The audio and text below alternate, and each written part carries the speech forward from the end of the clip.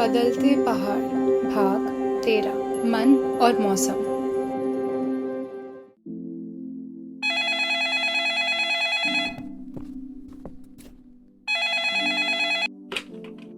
Hello. Hello दादी। पहला जीते रहे जा, जीते रहे। कैसी हो रही हो दादी? तबीयत ठीक है? अरे कैसी होती है तबीयत? ऐसे ही चल रहा है। गर्दन में दर्द है, अभी कल से जुकाम भी हो गया है। अरे जुकाम कैसे लग गया? मौसम खराब था कल परसों, एक बारिश में ही और पट हो जाने वाला हुआ। यहाँ पहाड़ में जाड़ा लग गया। अरे स्वेटर वगैरह निकालो, फिर सकट जला लेते। आप पता नहीं क्यों ही रहते हो अकेले, यहीं आ जाते इससे अच्छा। अरे वहाँ नहीं लगता रे मेरा मन। मन लगने वाली बात नहीं होती है दादी, जरूरत की बात होती है। आपको हमारे साथ हल्द्वानी में रहना चाहिए। पहाड़ में अकेले रहने वाली उम्र थोड़ी ना रही अब आपकी। मुझे नहीं सजता रे हल्द्वानी, तुम लोग आ जाया करो। आते तो थे यहाँ पहले गर्मी जाड़ों की छुट्टियों में, अब आना बंद हो गया। अब कहाँ से आएंगे? पढ़ाई नौकरी के लिए आपने ही तो पापा को ही भेजा यहाँ पे। अगर वहाँ कुछ होता तो रुकते भी। आप भी पता नहीं क्यों ही रुके हुए हो। नहीं जा, ऐसे क्यों बोल रही है? तेरे दादाजी का बनाया हुआ घर है, कैसे छोड़ देंगे? अरे दादाजी ने सबके रहने के लिए बनाया था वो घर, अब वहाँ रहने लायक ही नहीं है। आपने तो बस अपनी जिद ठान ली है कि शहर नहीं जाना है करके। जिद नहीं होती जा, गांव में अपना आराम होता है। क्या आराम दादी? वहाँ सड़क टूटी है, आसपास कोई हॉस्पिटल नहीं है, घर में इतनी दरार आ गई है और एक दो को छोड़कर आपके साथ वाले सारे पड़ोसी चले गए हैं। आप पूरे अकेले ही हो गए हो और आपकी टेंशन हमें होती रहती है। मेरी टेंशन लेती है तू? मैं तेरी दादी हूँ या तू मेरी दादी है? दादी मजाक मत करो, मैं सच कह रही हूँ। जब से ये खनन का काम शुरू हुआ है वहाँ पापा इतना घबराए हुए रहते हैं, काम से उनको छुट्टी नहीं मिल पाती और इस चक्कर में वो आ भी नहीं पाते हैं। हर वक्त टेंशन में रहते हैं, कभी हमारा सोच के कभी आपका सोच के, परेशान हो जाते हैं बिल्कुल। तेरा पापा ज्यादा ही डर जाता है।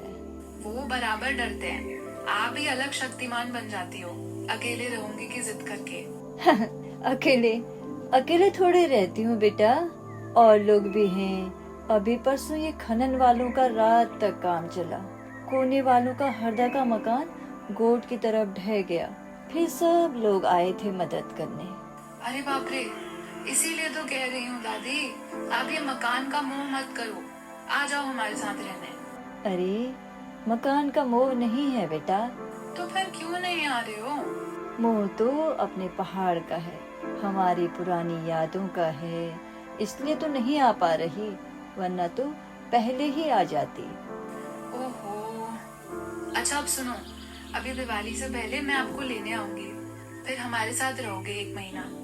अरे ये तो बात की बात है, देखेंगे। देखेंगे नहीं, ऐसा ही होगा। ऑर्डर जमा रही है मुझ पर। हाँ, आपसे ही सीखा है। अच्छा चलो, अब मैं अपना काम कर रही हूँ, बाद में बात करती हूँ। अच्छा जा, कर कर। ठीक है, प्रणाम। जीते रहे। कुछ चाहिए होगा आपको तो पापा को बता देना, वो परेशान हो जाते हैं खाली। हाँ हाँ ठीक है। Okay, bye. बाय।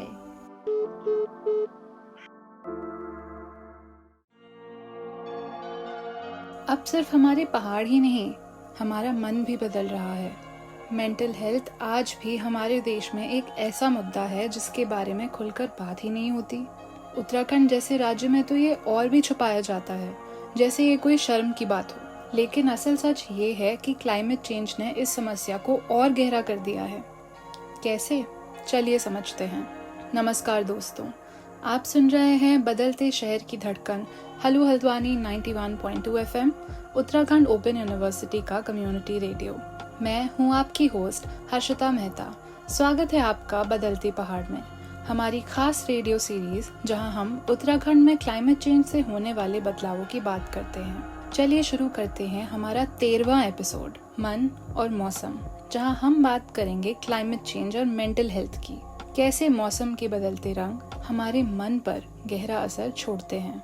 पहाड़ों में जीवन पहले से ही कठिन है। भौगोलिक रूप से संवेदनशील जमीन और सीमित संसाधनों के बीच रहना मुश्किल है, पर फिर भी यहाँ के परिश्रमी लोगों ने यहाँ सालों से अपना घर बसाया है।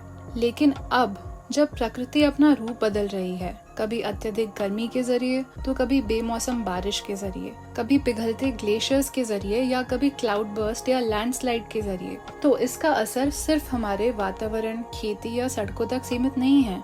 इसका असर हमारे अंतर्मन, हमारी सोच, हमारे जज्बात, हमारी मानसिक स्थिति पर भी पड़ता है। एक इंसान कितने अरमानों के साथ अपना घर बनाता है, जिंदगी भर की जमा पूंजी उसमें लगा देता है। अब सोचिए, अगर रातों रात वही घर जमीन में धंसने लगे तो उस इंसान का क्या होगा। ये एक मनगढ़ंत कहानी नहीं है, जोशीमठ में रहने वाले हजारों लोगों की आप बीती है। यही हाल है बागेश्वर के वासियों का भी। खनन के चलते बुनियाद हिलने के कारण उनके घरों में दरारें आ गई हैं, जिसे देखकर उनकी रातों की नींद उड़ गई है। साइंटिफिक टर्म्स में हम इसको लैंड सब्सिडेंस कह देते हैं कि भूमि के धंसने के कारण घर टूट रहे हैं, पर असल में उनके घरों के साथ साथ वो इंसान अंदर से भी टूट रहे हैं। दीवारों की दरारें दिख जाती हैं, पर अंतर्मन पर पड़ी चोट नहीं दिखती। जब बादल फटते हैं, लैंडस्लाइड या बाढ़ के केसेस आते हैं, तो सिर्फ मिट्टी और पानी नहीं बहते, जिंदगियां बह जाती हैं। जो परिवार एक रात में अपना घर, अपना खेत, अपनी दुकान खो देते हैं, उनके दर्द का अंदाजा शब्दों में बयां करना मुश्किल है। ये दर्द सिर्फ सामाजिक या आर्थिक नहीं होता, ये मानसिक है, जो ट्रॉमा बनकर जिंदगी भर सताता है। घर परिवार वाले छिन जाते हैं, जीवन के सपने डूब जाते हैं। हमें ये समझने की भी जरूरत है कि जान माल के नुकसान के साथ साथ लोगों के मानसिक स्वास्थ्य पर भी हानि पहुंचती है। शहरों में भी यही हाल है। जब गर्मी हद से ज्यादा बढ़ जाती है, जब लोग पंखा, कूलर या एसी नहीं खरीद पाते, तो उस गर्मी से ज्यादा उन्हें उनकी बेबसी और हताशा जलाती है। दोस्तों, क्लाइमेट चेंज सिर्फ एनवायरनमेंट को नहीं, हमारे इमोशंस, हमारे जज्बात, हमारी सोच सबको बदल रहा है। Trauma, anxiety, depression, eco anxiety, हमारे पहाड़ों के लोग इन शब्दों से आवश्यक रूप से परिचित नहीं हैं, लेकिन ये उनके जीवन के असली जज्बात हैं। एक किसान जो सोचता है इस साल फसल होगी भी या नहीं, एक माँ जो सोचती है कल बच्चों को खिलाने के लिए अनाज होगा भी या नहीं, एक युवा जो सोचता है मैं इस गांव में अपना गुजारा कर पाऊंगा या मुझे भी शहरों की भीड़ में धक्के खाने होंगे। यही है इको एंजाइटी, आने वाले कल को लेकर घबराहट। ये सवाल उनकी नींद, उनका सुकून, उनका विश्वास सब कुछ छीन रहे हैं। लेकिन दोस्तों, ये बोझ सबके लिए एक जैसा नहीं होता। गरीबी रेखा से नीचे आने वाले लोग, ग्रामीण इलाकों में बसने वाले लोग, औरतें, वृद्धजन, बच्चे, इन पर ये बोझ और ज्यादा है। क्लाइमेट चेंज की वजह से औरतों की मेहनत दुगनी हो जाती है और दुगना होता है उनके मन का बोझ। बच्चे भी अपना घर बिखरता देखते हैं, जिसकी वजह से उनके मन में भविष्य को लेकर एक घबराहट और डर बैठ जाता है। बुजुर्गों को अपना पूरा गांव टूटते देखना पड़ता है। ये दर्द अंदर ही अंदर समाज को खोखला कर रहा है। इस विषय में और जानकारी के लिए चलिए बात करते हैं हमारी आज की एक्सपर्ट डॉक्टर भाग्यश्री जोशी से, जो उत्तराखंड ओपन यूनिवर्सिटी में डिपार्टमेंट ऑफ साइकोलॉजी में असिस्टेंट प्रोफेसर हैं। स्वागत है मैम बदलते पहाड़ में, हमारी क्लाइमेट चेंज के बारे में एक खास रेडियो सीरीज। बहुत बहुत धन्यवाद हर्षिता, मुझे यहाँ बुलाने के लिए। Welcome ma'am. चलिए शुरू करते हैं हमारे पहले सवाल से। मैम, जब हम क्लाइमेट चेंज के बारे में बात करते हैं, अक्सर बाढ़, लैंडस्लाइड्स, बर्फ का पिघलना या टेम्परेचर बढ़ने की ही बात करते हैं, लेकिन हमारे दिमाग और अंतर्मन पर इसका क्या असर पड़ता है, इस बारे में शायद ही कोई डिस्कशन होता है। क्या आप बता सकते हैं कि क्लाइमेट चेंज हमारी मेंटल हेल्थ पर किस तरह प्रभाव डालता है और खास तौर पर हमारे उत्तराखंड के लोग इससे कैसे प्रभावित होते हैं? बिल्कुल हर्षिता, आपने बहुत अच्छी बात कही कि जब भी हम क्लाइमेट चेंज की बात करते हैं ना, तो अधिकतर हम सभी के मन में अक्सर बाढ़ को लेकर के, लैंडस्लाइड को लेकर के, या फिर बर्फ का पिघलना है, इन सब को लेकर के, गर्मी बढ़ रही है तो हम ग्लोबल वार्मिंग पर बात कर रहे हैं, तो इसी के असर गिनाते रहते हैं हमेशा ना। लेकिन कभी भी कोई नहीं सोचता कि इन सब चीजों का हमारा मनस है, हमारा मन है, इस पे क्या असर पड़ रहा है। तो इस पे चर्चाएं बहुत कम होती है, तो ये बहुत अच्छा इनिशिएटिव है आपका कि हम इसके बारे में बात कर रहे हैं। तो जैसा कि उत्तराखंड हम सभी जानते हैं कि पहाड़ी इलाका है, तो यहाँ पर की जो जनसंख्या है, यहाँ के जो लोग हैं ना, अधिकतर किस पे निर्भर करते हैं, खेती पर ही निर्भर करते हैं। तो खेती है, पानी है, जो रोजगार है, यहाँ तक कि जो घर की सुरक्षा है ना, ये सब भी किस पर निर्भर कर रही है, मौसम पर ही निर्भर कर रही है ना। तो ऐसे में अचानक से अगर बादल फट जाता है, जमीन खिसक जाती है, या जो साल दर साल तापमान बढ़ जाता है, है तो इससे क्या होता है ना, लोगों में असुरक्षा की भावना, डर की भावना पैदा होती है। तो इस डर से ना धीरे धीरे ये चिंता या जिसको हम एंजाइटी कहते हैं इसका रूप ले लेती है, और वो एंजाइटी धीरे धीरे बढ़ते बढ़ते बढ़ते बढ़ते एक तरह से डिप्रेशन तक पहुंच जाती है। इसके अलावा लोगों में आप देखना नींद की समस्या शुरू हो जाती है। तो जो आपदा है ना, ये एक तो आपके जीवन को प्रभावित कर ही रही है, तो जीवन के साथ साथ आपके मानसिक स्वास्थ्य को भी प्रभावित कर रही है। बहुत बार ना लोगों को पोस्ट ट्रॉमेटिक स्ट्रेस डिसऑर्डर्स इस तरीके की समस्याएं भी होने लगती हैं। लोग अपने जीवन के लिए ना हताश महसूस करने लगते हैं कि अब हम कुछ नहीं कर सक रहे। अब आप देखो कि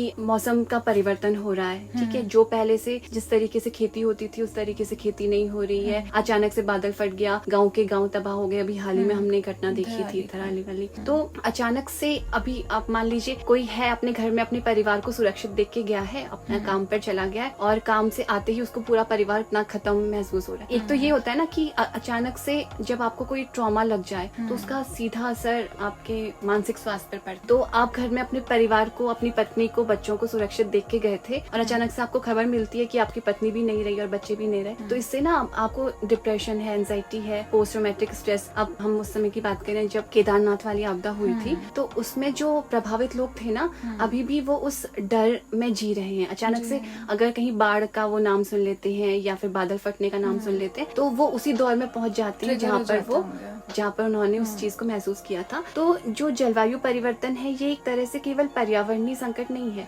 ये एक तरीके से हमारे मानसिक संतुलन को भी सीधे प्रभावित करता है। तो इस पर बात करना बहुत ज्यादा जरूरी है। जब हम लोग डिजास्टर मैनेजमेंट की बात करते हैं तो हम NDRF है, SDRF है ना, अब हम ये कहते हैं ना कि आपको छोटे छोटे समूह बनाने चाहिए जो आपदा में आपकी मदद करें, या फिर लोगों को ट्रेन करना चाहिए। तो इसी में हमको मानसिक स्वास्थ्य से जुड़े हुए जो एक्सपर्ट्स हैं, साइकोलॉजिस्ट हैं, काउंसलर्स हैं, इनको भी स्थान देना चाहिए ताकि वो लोगों को उस दौर में मदद कर सकें जिस समय वो उस तरीके की मानसिक परेशानी से जूझ रहे हैं। जी मैम, जब एक व्यक्ति परेशान होता है तो उसका असर पूरे परिवार और धीरे धीरे समाज पर पड़ता है। आपके नजरिए में ये क्लाइमेट चेंज से होने वाले मेंटल हेल्थ इश्यूज हमारे सामाजिक ढांचे को कैसे प्रभावित कर रहे हैं? देखो हर्षिता, तनाव ना कभी अकेले किसी को परेशान नहीं करता।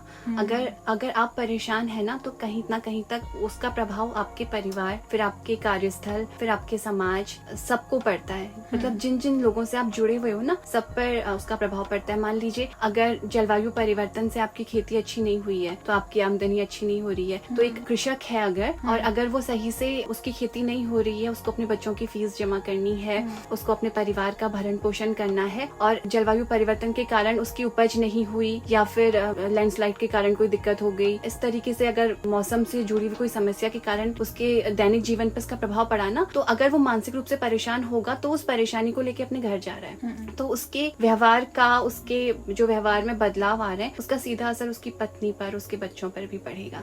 तो क्या होगा, वो जब थोड़ा चिड़चिड़ा हो जाएगा, वो तनाव में रहने लगेगा, तो वो गुस्सा कभी अपनी पत्नी पर निकाल सकता है। तो उससे क्या हो रहा है, उसके तनाव का सीधा असर उसके पत्नी के मानसिक स्वास्थ्य पे भी पड़ रहा है, क्योंकि जिम्मेदारी उनके ऊपर भी है अपने घर को संभालने की, अपने बच्चों को संभालने की। तो जो रोजमर्रा की दैनिक जीवन की चीजें हैं वो नहीं मिल पा रही है उनको सही से, पति चिड़चिड़ा हो रहा है, तो उनके मानसिक स्वास्थ्य पे भी असर पड़ रहा है। और जब बच्चे ना इस तरीके का वातावरण अपने घर में देखते हैं ना, तो उनके अंदर भी हताशा, निराशा, एक तरीके से ना डर का माहौल उनके अंदर पैदा होता है कि हमारे पिता इतना परेशान है और हमारी खेती अच्छे से नहीं हो पा रही है, घर में पैसा नहीं आ पा रहा है, हमारी शिक्षा कैसे होगी, और अगर आज ऐसी स्थिति है तो आने वाले कल में क्या होगा। जो हम इको एंजाइटी की बात कर रहे थे, तो जो हमारा युवा वर्ग है या जो हमारे बच्चे हैं ना, वो इसी दौर से गुजर रहे हैं कि आज समस्या ऐसी है तो आने वाले समय में समस्या क्या होगी। तो वो चीज उनके अंदर एक तरीके से डर को पैदा कर रही है। जब जलवायु परिवर्तन से आपको समस्या हो रही है ना, तो आर्थिक बोझ बढ़ जा रहा है आपके ऊपर। आर्थिक बोझ बढ़ने के साथ साथ वो धीरे धीरे मानसिक बोझ बनने लगता है, ठीक है, आपकी ऊर्जा पर उसका असर पड़ने लगता है। फिर क्या होता है कि लोग ना, अगर आपकी कृषि सही से नहीं हो रही है तो फिर वो काम की तलाश में पलायन करने लगते हैं, ठीक है, माइग्रेट होने लगते हैं अपने स्थान से दूसरे स्थान पर। अभी आपने देखा होगा कि हम कह रहे हैं कि कृषि प्रधान राज्य है उत्तराखंड, तो पहले से लोग कृषि पर निर्भर करते थे, क्योंकि जलवायु परिवर्तन के कारण कृषि अच्छी तरीके से नहीं हो पा रही है, तो लोग क्या कर रहे हैं, फिर नौकरी की तलाश में छोटे शहरों से फिर बड़े शहरों में, गाँव से शहरों की तरफ, कस्बों से बड़ी बड़ी सिटीज की तरफ को पलायन कर रहे हैं। तो फैमिलीज रह जा रही हैं, पत्नी और बच्चे गाँव में रह जा रहे हैं, जो पिता है वो चला जा रहा है बाहर।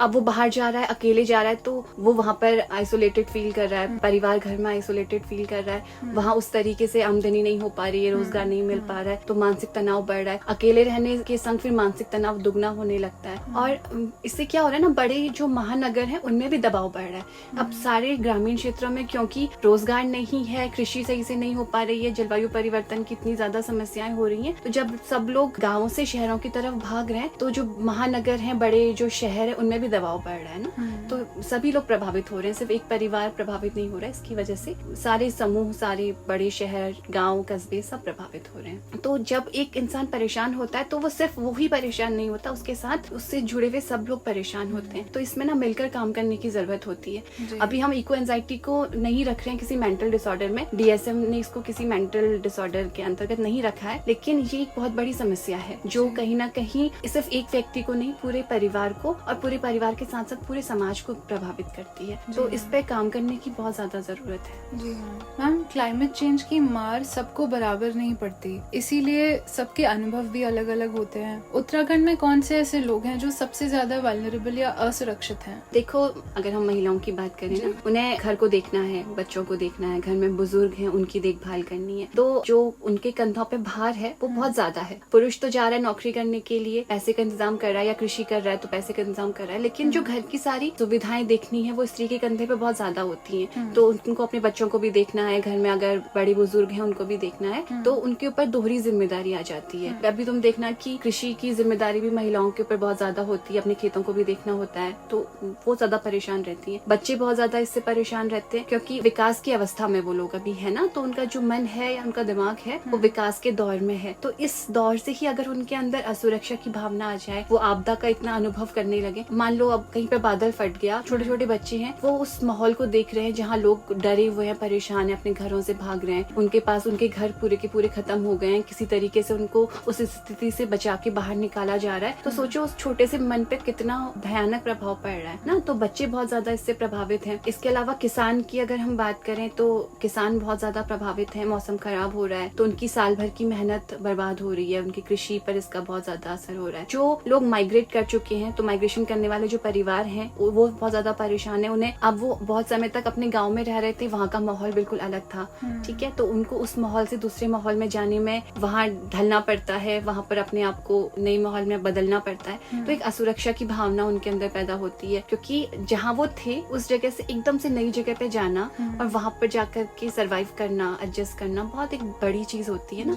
जॉब की तलाश करना, क्योंकि एक आजकल के समय में नौकरी मिलना भी इतना ज्यादा आसान नहीं है। कल तक आप बिल्कुल कृषि पर निर्भर थे और अचानक से फिर आप अपने लिए जॉब ढूंढने लगे, तो ये बहुत बड़ी समस्या उनके लिए हो जाती है, ठीक है। इसके अलावा जो डिजास्टर सर्वाइवर्स है ना, जिन्होंने उसको फील किया है, महसूस किया है, जिस दौर से वो गुजरे हैं, जैसे अगर बाढ़ है या भूस्खलन है या उस आपदा में जो अपने परिवारजनों को खो चुके हैं, अपने मकान को खो चुके हैं ना, तो उन लोगों में तनाव की समस्या बहुत ज्यादा बढ़ जाती है। एंजाइटी अटैक्स आने लगते हैं, पैनिक अटैक्स आने लगते हैं लोगों को ना, जो थोड़ी देर पहले मैंने आपसे पोस्ट ट्रॉमेटिक स्ट्रेस की बात करी थी, वो होने लगता है ना। तो बहुत लंबे समय तक अवसाद में वो लोग रहने लगते हैं, उससे घिर जाते हैं। तो हमें क्या करना चाहिए, हमें इन समूहों की पहचान करनी चाहिए। तो उत्तराखंड में मुझे लगता है कि ये जो महिलाएं हैं, किसान हैं, जो माइग्रेटेड फैमिलीज हैं, ठीक है, बच्चे हैं, तो इन लोगों के लिए हमें वर्कशॉप्स हैं, ओरिएंटेशन प्रोग्राम्स हैं ना, इनको ऑर्गेनाइज करना चाहिए ताकि हम उनकी जो मानसिक स्थिति है उन्हें समझ सके कि वो किस दौर से गुजर रहे हैं। वो सिर्फ शारीरिक परेशानी ही नहीं, आर्थिक परेशानी ही नहीं, या वो मानसिक परेशानी से भी जूझ रहे हैं, उनको उस हिसाब से काउंसिल करने की बहुत ज्यादा जरूरत है। जी मैम, आपके हिसाब से अगर हमने अभी इन मेंटल हेल्थ इश्यूज को नजरअंदाज कर दिया तो इसका उत्तराखंड के भविष्य पर क्या असर होगा? देखो, जिस तरीके से हमारा शारीरिक स्वास्थ्य जरूरी है उस तरीके से हमारा मानसिक स्वास्थ्य बहुत जरूरी है जी। तो एक अगर आपका मन स्वस्थ होगा तभी आप हर काम को अच्छी तरीके से कर सकते हैं, ठीक है। अगर आप अच्छा महसूस ही नहीं करेंगे तो आप ना अपने वर्क प्लेस में अच्छा कर पाएंगे, ना आप अपने दैनिक जिंदगी के कार्यों को अच्छी तरीके से कर पाएंगे ना। जो युवा है ना, वो बहुत ज्यादा परेशान रहने लगे हैं, तो अपने भविष्य को लेकर के बहुत ज्यादा परेशान है। तो अभी तुम देखना, अगर सर्वे वगैरह भी किया जाए ना, तो एंजाइटी इश्यूज बहुत ज्यादा हैं, और जो इको एंजाइटी की मैं आपसे बात कर रही थी ना, उससे बहुत ज्यादा प्रभावित हैं युवा ना, और PTSD से बहुत ज्यादा प्रभावित हैं, और डिप्रेशन बहुत ज्यादा हो रहा है। क्लाइमेट चेंज की वजह से डिप्रेशन के केसेस भी बहुत ज्यादा होते हैं, क्योंकि हम ये मानते हैं ना कि जो जलवायु परिवर्तन है उसका हमारे मानसिक स्वास्थ्य पे भी बहुत ज्यादा प्रभाव पड़ता है। दिसंबर सैडनेस की कई बार बात करते हैं ना, दिसंबर ब्लूज कहते हैं जिसको हम लोग, तो उसमें देखना कि जो इलाके बहुत ज्यादा ठंडे होते हैं या फिर वहाँ पे लोगों को ज्यादा अवसाद होने लगता है, तो इसी तरीके तरीके से ना, अगर आप रोज किसी मानसिक परेशानी से गुजर रहे हैं, आप रोज भूस्खलन देख रहे हैं, आप रोज बाढ़ देख रहे हैं, आप रोज इस डर से जी रहे हैं कि कहीं बादल ना फट जाए, कहीं कोई बाढ़ ना आ जाए, तो इस तरीके की समस्या अगर रोज एक बच्चा सोच रहा है, स्कूल जाने में उसको परेशानी हो रही है, वो रोज देख रहा है कि आज डीएम ने छुट्टी कर दी क्योंकि रेड अलर्ट है, आज इतना ज्यादा यहाँ भूस्खलन हो गया, रोड खत्म हो गई, तो इसने इतनी ज्यादा जब वो आपदाएं देख रहा होता है ना, उसके मानसिक स्वास्थ्य पे बहुत ज्यादा असर पड़ता है। बच्चा चिंतित है भविष्य के लिए, वो देख रहा है कि आज ही स्थिति ये है तो आने वाले समय में पता नहीं स्थिति क्या होंगी, हमारा भविष्य कैसा होगा, तो ये चिंता उसको रोज सताती रहती है। अब मैंने बात करी आपसे कि जलवायु परिवर्तन से रोजगार से संबंधित समस्याएं आ रही है ना, तो जो हमारा जो युवा है वो धीरे धीरे पलायन कर रहा है, छोटे शहरों से बड़े शहरों की तरफ, गाँव से शहरों की तरफ को जा रहा है ना,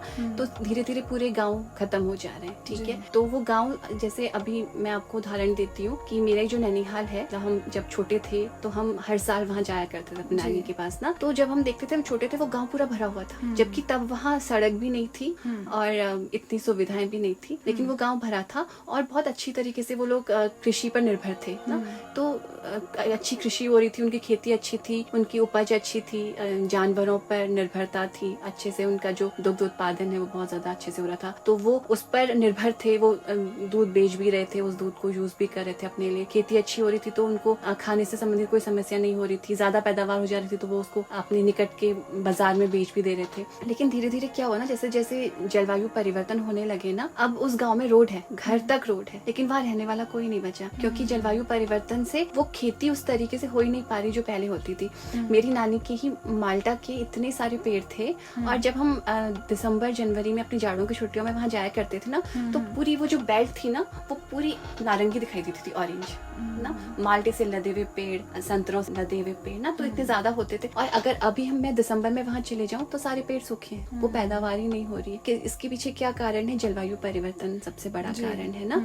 तो अब वो उपज हो ही नहीं रही है। पहले वो लोग माल्टा का माल्टा बेचते थे, अब उनके खुद के खाने लायक ही वहाँ पर माल्टे नहीं हो रहे हैं। पहले से इतनी दालें वहाँ हुआ करती थी, अनाज जैसे गेहूं है, धान है, इतना हुआ करता था, अब वहाँ कुछ नहीं हो रहा है। तो वहाँ पर ना जितने वहाँ के युवा हैं सब वहाँ से चले गए, और वो दिल्ली में जाकर के छोटी छोटी कंपनीज में काम कर रहे हैं, और वहाँ पर भी ना उनको उतना पैसा नहीं मिल पा रहा है जो पूरा अपना जीवन यापन करने के लिए जरूरी हो। उसके लिए भी ना मैंने बहुत सारे युवाओं से बात करी ना, तो उनका ये कहना था कि महीने के आखिरी में हमको उधार लेना पड़ता है, और फिर अपना वो महीना पूरा करना पड़ता है, फिर अगले महीने हमको सोचना पड़ता है कि जो पहले महीने हमने उधार लिया था पहले हमको वो चुकाना है, और फिर बचे हुए पैसे से हमको अपना अगला महीना काटना है। तो बड़ी समस्याएं हैं। आप पलायन भी कर रहे हैं ना, पलायन करने के बाद भी दूसरी जगह जाकर के आपको उतनी अच्छी जॉब तो मिलना पॉसिबल नहीं है। आजकल जॉब मिलना कितना ज्यादा मुश्किल हो गया, तो ना तो उनको अच्छी जॉब मिल पा रही है, ना उतनी आमदनी हो पा रही है। जलवायु परिवर्तन के कारण कृषि खत्म हो गई है, तो कितना प्रभाव पड़ गया ना। एक तो वो अपना जीवन यापन सही से नहीं कर पा रहे हैं, अपने परिवार की दैनिक जीवन की जरूरतों को पूरा नहीं कर पा रहे हैं, दूसरे से उनको उधार लेना पड़ रहा है, फिर पूरा महीना इस टेंशन में जीना कि वो उधार को कैसे पूरा करेंगे, और इस टेंशन में जीना कि अगले महीने वो उधार देने के बाद तो फिर पैसा बहुत कम बचेगा, तो फिर बच्चों की फीस कैसे होगी,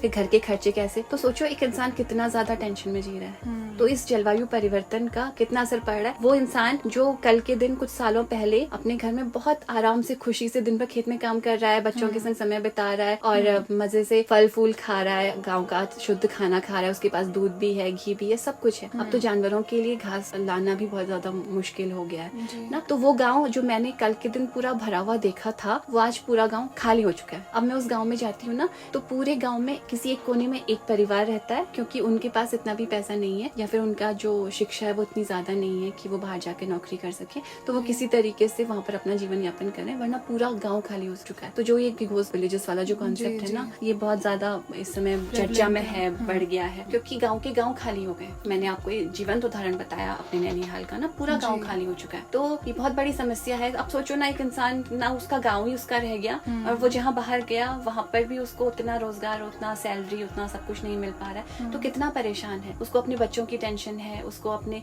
घर की टेंशन है। अगर वो घर में अपने माता पिता को छोड़ के आया है उस गांव में अकेले, तो उनकी टेंशन है। वहाँ पर डॉक्टर्स नहीं है। अब गांव छोड़ दो, यहीं से अल्मोड़ा चले जाओ, यहाँ से अल्मोड़ा चले जाओ, अल्मोड़ा में ही डॉक्टर्स की इतनी ज्यादा कमी है कि अगर वहाँ से किसी को रेफर कर दिया जाए और उसको हल्द्वानी आना है, और हल्द्वानी आने में ही रास्ते में बरसात के दिन है, अगर 84 वाला जो एरिया है, अगर वहाँ पर लैंडस्लाइड हो गया, क्वारब में भी ना, तो सोचो वो इंसान क्या हल्द्वानी पहुँच पाएगा। मुझको अपने एक जूनियर का आज भी याद है कि वो बागेश्वर में रहता था और बहुत अच्छा स्टूडेंट था साइकोलॉजी का, और वो सच में अगर होता तो अभी वो बहुत किसी अच्छी जगह पे पहुंच चुका होता। इतना ज्यादा ब्रिलियंट स्टूडेंट था। वो अपने घर में अपने काफल के पेड़ में चढ़ा हुआ था और वो काफल के पेड़ से नीचे गिर गया। वो नीचे से उसको ऊपर लाने में ही इतना टाइम लग गया। फिर बागेश्वर से उसको अल्मोड़ा रेफर किया गया, क्योंकि अल्मोड़ा में चिकित्सकीय सुविधाएं उपलब्ध नहीं थी, तो उसको हल्द्वानी रेफर करा गया और गर्म पानी के पास उसने दम तोड़ दिया। तो बड़ी समस्याएं हैं। तो हर जगह चिकित्सकीय सुविधाएं उपलब्ध कराना भी बहुत जरूरी है। तो युवा हर जगह से सरवाइव कर रहा है ना। वो अपने गांव को छोड़ रहा है, ठीक है, अपने गांव में अपने माता पिता को छोड़ा, तो उसको माता पिता की टेंशन है, वो स्ट्रेस में है। वो नौकरी करने बाहर जा रहा है, उसको पर्याप्त पैसा नहीं मिल पा रहा है, घर वालों को पालने की टेंशन है, बच्चों, क्योंकि बच्चे हो गए, शादी हो गई है, तो बच्चों के भविष्य की टेंशन है। तो हम क्या कर रहे हैं, हम उसको एंजाइटी और स्ट्रेस के सिवा हम और कुछ दे ही नहीं रहे हैं, और सारा टाइम उस एंजाइटी और स्ट्रेस में वो रह रहा है, और हम उसी की बात नहीं कर रहे हैं कि उसको उससे कैसे बाहर निकाला जाए। तो एक बहुत बड़ी समस्या है जिससे हम जूझ रहे हैं और जिसके बारे में हम सोच नहीं रहे। तो काउंसलर्स का और साइकोलॉजिस्ट का रोल बहुत ज्यादा बढ़ जाता है यहाँ पर, कि उनको मानसिक रूप से कैसे संतुलित बनाया जाए इसके लिए। इसके अलावा हर्षिता, एक बात मैं और कहना चाहूंगी ना, तो जब जलवायु परिवर्तन के जब हम संभावित खतरों की बात करते हैं ना, तो जब हम इको एंजाइटी की बात करें कि जलवायु परिवर्तन से लोगों में इको एंजाइटी उत्पन्न हो रही है ना, तो एक ऐसी मानसिक स्थिति ये होती है जब पर्यावरणीय संकटों के कारण लोगों के अंदर चिंता, भय, असहायता की भावना उत्पन्न होने लगती है ना। तो एक टर्म जो आजकल इसके बारे में आपने बहुत ज्यादा सुनी होगी, जिसको सोलास्टाल्जिया हम लोग कहते हैं। सोलास्टाल्जिया एक मनोवैज्ञानिक अवधारणा है, ठीक है, जिसे एक ऑस्ट्रेलियाई एक दार्शनिक थे एल्ब्रेक्ट, उन्होंने 2003 में इसको प्रस्तुत किया था। तो सांत्वना और पीड़ा से मिलकर के ये शब्द बना है। तो ये दर्शाता है कि ये वो पीड़ा है ना जो तब महसूस होती है जब व्यक्ति अपना घर या पर्यावरण खो देता है, ठीक है, या फिर उसके घर या पर्यावरण में एक तरीके से नकारात्मक बदलाव आने लगते हैं। अब नकारात्मक बदलाव क्या हो सकते हैं, किसी का घर टूट गया, ठीक है, अचानक से इतनी मेहनत से जिंदगी भर पैसे जमा करके घर बनाया और एक बाढ़ आई, घर खत्म। जैसे जोशीमठ में हो रहा है कि घर में लैंड सब्सिडी से दरार आ जा रही है, खत्म हो जा रहे हैं, घर धंस जा रहे हैं एकदम से। और जैसे बागेश्वर में भी हो रहा है कि उनके घरों में दरारें माइनिंग की वजह से। तो जब आपके घर में या फिर आपके पर्यावरण में नकारात्मक बदलाव आने लगते हैं, तो उसकी वजह से जो आपके अंदर पीड़ा या दर्द उत्पन्न होता है ना, तो उसको हम क्या कहते हैं, सोलास्टाल्जिया कहते हैं। तो ये उस मानसिक पीड़ा को दर्शाता है जो व्यक्ति को तब होती है जब उसके आसपास का जो पर्यावरण है जिसमें वो लंबे समय से रह रहा था, तो उसमें अचानक से परिवर्तन आने लग जाते हैं। अब ये सिर्फ जलवायु परिवर्तन के कारण नहीं, शहरीकरण के कारण भी अगर हो रहा है, ठीक है, या अन्य जो मानवीय गतिविधियां हैं उनके कारण भी अगर कोई परिवर्तन आ रहा है, सिर्फ जलवायु परिवर्तन के कारण ही नहीं। अगर आपके अपने जैसे मान लो किसी का गाँव में घर है, ठीक है, अब वहाँ पर रोड आ गई, तो वहाँ पर रोड आने से किसी ने सोचा कि यहाँ पर अब एक बहुत अच्छा होटल बन सकता है, यहाँ पर बहुत अच्छा होम स्टे बन सकता है, तो उसने वहाँ पर जमीन खरीद ली। तो किसी की आर्थिक स्थिति इतनी कमजोर थी कि उसको अपना घर बेचना पड़ गया ना, अपनी जरूरतों को पूरा करने के लिए। अब अपना घर टूटते हुए देख रहा है, वहाँ पर एक होटल बनते हुए देख रहा है। अब किया तो उसने खुद ही है ना, क्योंकि उसको जरूरत थी, लेकिन वो एक नकारात्मक बदलाव जो उसकी जिंदगी में आ रहा है ना, तो ये सोलास्टाल्जिया उसी को कहते हैं कि जब एक इंसान अपने पर्यावरण में नकारात्मक परिवर्तन देखे, जब अपने घर में नकारात्मक परिवर्तन होते देखता है, तो जब आपका पर्यावरण से भावनात्मक जुड़ाव बहुत ज्यादा होता है जिन लोगों में, उन लोगों में सोलास्टाल्जिया वाली जो प्रॉब्लम है, आई थिंक इस प्रॉब्लम से तो हम सभी लोग ही जूझ रहे हैं, क्योंकि हम लोग जिस उत्तराखंड में बड़े हुए हैं, अपने शहरों में, अपने गाँव में, तो जो हम बचपन में देखा करते थे वो बिल्कुल वैसा तो अब रहा नहीं। जैसे मैंने अभी आपको अपने नैनीहाल का उदाहरण दिया ना, कि जब मैं छोटी थी, मैं जाती थी तो पूरा भरा हुआ गांव, दौड़ते हुए बच्चे, हंसती हुई महिलाएं, एक दूसरे से बात कर रही है, खेतों में साथ काम कर रही हैं, बड़े बुजुर्ग बैठ के साथ में आग सेक रहे हैं, गप्पे मार रहे हैं, ठीक है, पूरी, मैं आपसे कहा ना, पूरी बेल्ट ऑरेंज दिखाई देती थी। मतलब अगर आप यहाँ से वहां तक देखें तो आपको लदे हुए संतरे और माल्टे से लदे हुए पेड़ दिखाई देते थे। और अगर मैं वहां जाती हूँ ना, बिल्कुल बंजर, कुछ नहीं है, खत्म है सब कुछ। तो नकारात्मक बदलाव ही तो मैंने देखा। सेम चीज मैंने भी ऑब्जर्व करी थी जब मैं अपने घर से स्कूल जाती थी भीमताल में। तो मैं देखती थी कि मुझे वो लंबा लगता था रास्ता, बहुत बोरिंग लगता था। मुझे लगता था अच्छा कुछ नहीं है, बस पहाड़ हैं और पेड़ हैं और कुछ नहीं है। पर अब स्कूल के बाद मैं जब भी वहाँ जाती हूँ तो मैं इतनी हैरान हो जाती हूँ कि वहाँ पे जो मैं पहाड़ और पेड़ देख के बोर होती थी, अब वही नहीं है। वहाँ पे सिर्फ और सिर्फ रिजॉर्ट्स ही रिजॉर्ट्स हैं। वही। कहीं नए होम स्टे खुल गए, कहीं एक बड़ा होटल खुल गया, उसके आगे इतनी बड़ी पार्किंग स्पेस बना दी है और इसके अलावा कुछ दिखता ही नहीं है। अब उसी पुरानी चीज की क्रेविंग होती है जिसको मैं एक टाइम पे बोरिंग समझा करती थी। हाँ, वो तो होता ही है ना। तो बस यही है, जो नकारात्मक बदलाव आ रहे हैं ना हमारे पर्यावरण में, तो उसकी वजह से जो हमें पीड़ा हो रही है, दर्द हो रहा है, जो हम मानसिक परेशानी को अनुभव कर रहे हैं, तो इसी टर्म को सोलास्टाल्जिया। और नैनीताल में भी आई थिंक लोगों को कितना फील होता होगा ये, बहुत कितनी बार लोग आज की फोटोज देखते हैं, वीडियोस देखते हैं और फिर कभी कोई 1867 की या 1937 की कोई फोटो पेश कर देता है सामने और दिखता है कि अच्छा यहाँ तो बिल्कुल हरा भरा था, घर ही नहीं थे, अब वो पूरा लेक घरों से लदा हुआ है। लेक व्यू के चक्कर में सब लोगों ने अपने घर, होटल, रिजॉर्ट्स बना दिए हैं। वही ना, ये सब कुछ बहुत जो बदलाव आया है ना, मतलब पॉजिटिव चेंजेस नहीं कहेंगे हम, कहीं ना कहीं इसने बहुत ज्यादा परेशानी भी। जी हाँ, एनवायरमेंटल उसमें भी परेशान किया है और अब इस मेंटल हेल्थ वाले एस्पेक्ट से भी हम अब बात कर ही रहे हैं इस बारे में ना। जी हाँ मैम, मेरा आखिरी सवाल आपसे ये होगा कि हम सामाजिक तौर पर और अपने इंडिविजुअल लेवल पर क्या क्या कर सकते हैं ताकि हम क्लाइमेट चेंज के दौर में खुद को मानसिक रूप से सशक्त बना सकें। बिल्कुल हर्षिता, बहुत अच्छा सवाल है। तो अगर हम इससे निपटने की बात करें ना, तो हम सामूहिक और व्यक्तिगत दोनों रूपों में काम कर सकते हैं।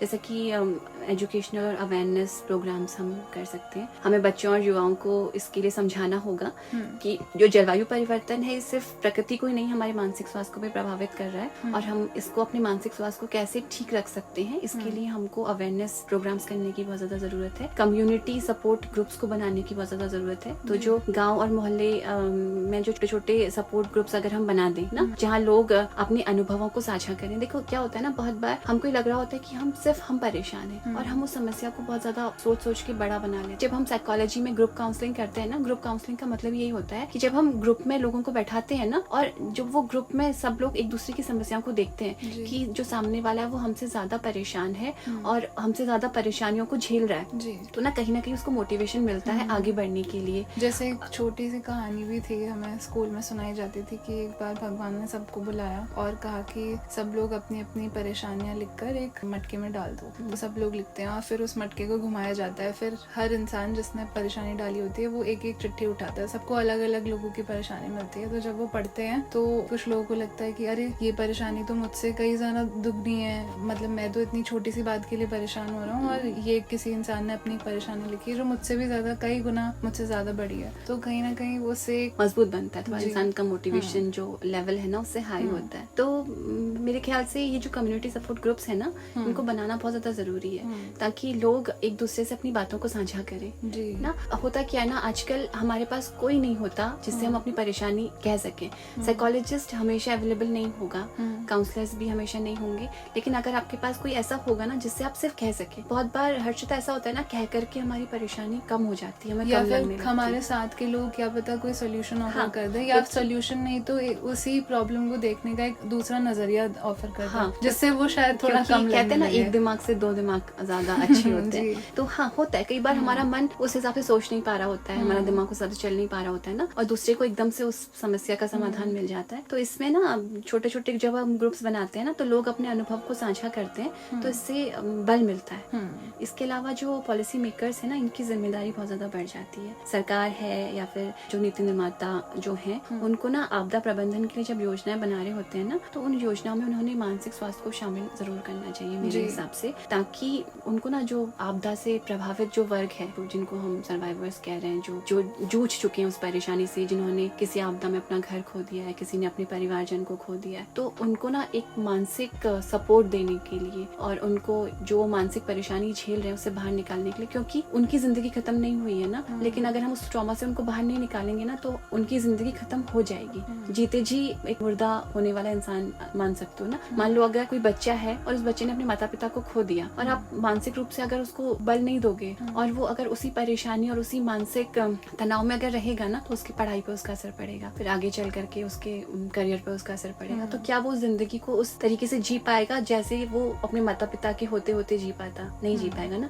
तो हमको उस तरीके से उसको सपोर्ट करने की बहुत ज्यादा जरूरत है। तो मैं चाहूंगी कि जितने भी पॉलिसी मेकर्स हैं ना, उनको जो डिजास्टर मैनेजमेंट की जो वो प्लानिंग कर रहे होते हैं ना, उसमें मेंटल हेल्थ को बराबरी से शामिल करें और काउंसलिंग सर्विसेज को थोड़ा सा प्रमोट करने की जरूरत है। तो स्थानीय स्तर पर ना जो ट्रेन्ड काउंसलर्स हैं, अब ऐसा नहीं कि किसी को भी काउंसलर आप कह दें, जो ट्रेन्ड काउंसलर्स हैं, जो जिन्होंने ट्रेनिंग ली हुई है प्रॉपर्ली साइकोलॉजी में, काउंसलिंग में, तो ऐसे मनोवैज्ञानिकों की, ऐसे काउंसलर्स की उपलब्धता को बढ़ाया जाना चाहिए। जी मैम। बहुत सारे लोग हैं, काउंसलर्स हैं जो उपलब्ध हैं, तो उनकी उपलब्धता को बढ़ाया जाना चाहिए। और हमको ना जो ये आपदा प्रभावित क्षेत्र है ना, वहाँ पर हम उनके लिए बाकी चीजों का अरेंजमेंट तो कर ही रहे हैं, हम उनके खाने का, उनके रहने का, उनकी दैनिक जीवन की जो बाकी जरूरतें हैं उनको पूरा करने की तो हम कोशिश कर ही रहे हैं, लेकिन साथ साथ उनके लिए ना एक वर्कशॉप हमको ऐसी ऑर्गेनाइज करनी चाहिए ताकि हम उनको मानसिक रूप से मजबूती दे सकें।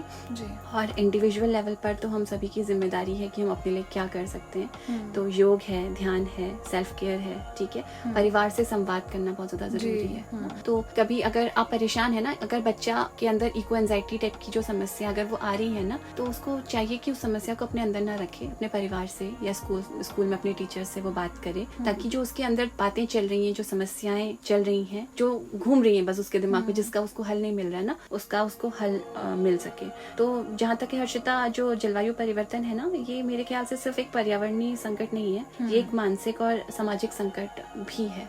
तो ना इसमें मिलकर के हमको काम करने की जरूरत है। जितनी हम जागरूकता बढ़ाएंगे ना इसके लिए, क्योंकि कोई बात नहीं कर रहा है इको एंजाइटी की, कोई बात नहीं कर रहा है PTSD की ना, तो एक साइकोलॉजी का स्टूडेंट बात करेगा, आपने पढ़ा है आप बात करोगे, लेकिन वो इलाके जो बिल्कुल ग्रामीण क्षेत्र हैं, जो उस आपदा से जूझ रहे हैं, क्या उनको पता है PTSD क्या होता है, क्या उनको पता है कि एंजाइटी क्या होती है? तो उनसे इस बारे में बात करने की जरूरत है और जागरूकता फैलाने की बहुत जरूरत है। तो शैक्षिक स्तर पर सामूहिक सहयोग हमको बढ़ाना चाहिए, लोगों को जागरूक करना चाहिए इस बारे में। तो जब हम मिलकर के बात करेंगे ना, तो जो रेजिलियंस है उसको हम बढ़ा सकते हैं ना। तो मैं इतना ही कहना चाहूंगी कि आपदा प्रबंधन की जब बात आती है, तो आपदा प्रबंधन में मनोविज्ञान को इंक्लूड करना बहुत ज्यादा जरूरी है। जी मैम, धन्यवाद मैम हमारे साथ जुड़ने के लिए। बहुत बहुत शुक्रिया हर्षिता इस विषय को लेके आने के लिए, क्योंकि ये बहुत अच्छा विषय था जिसको आपने यहाँ पर आप लेके आई हैं और हमने इस बारे में बात की है।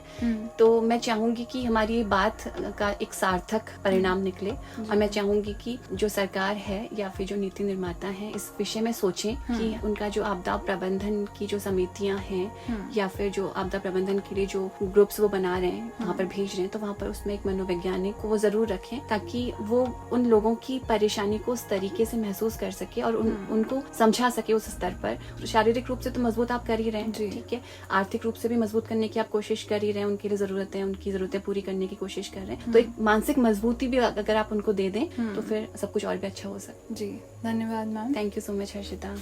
सोचिए, अगर एक घर में एक व्यक्ति छुप छुप कर डिप्रेशन झेल रहा है, तो इसका बोझ सिर्फ उस व्यक्ति तक सीमित नहीं रहता, ये उसके परिवार को, उसके रिश्तों को और धीरे धीरे पूरे समाज को छूने लगता है।